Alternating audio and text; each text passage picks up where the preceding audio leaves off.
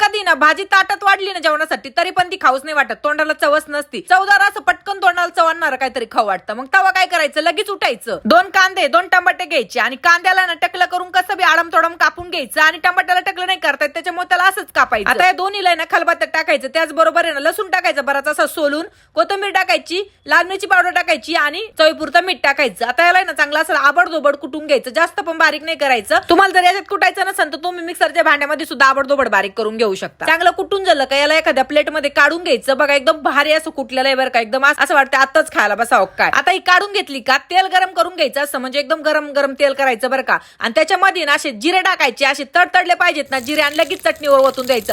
अशी चटणी टाकताचे ना असं चरकन आवाज येऊन चांगली चटणीत सगळे असे फटाकडे फुटले पाहिजेत, एकदम असं मस्त पैकी चरका बसला पाहिजे ना, चव लयच भारी येते. मग आता याला चांगलं मिक्स करायचं आणि आता लगेच खायला बसायचं. इकडे तिकडे बघायचं नाही. याला तुम्ही भाकरी बरोबर खा, चपाती बरोबर खा किंवा भाता बरोबर खा, एक नंबर चव देते. तोंडाला चव नसली का ही बनवून खायची. कधी कधी काय होतं आपल्याकडे भाजी पण थोडी कमीच असते, मग तेव्हा सुद्धा हे लय भारी ऑप्शन आहे. बनवा आणि मला कमेंट करून नक्की सांगा.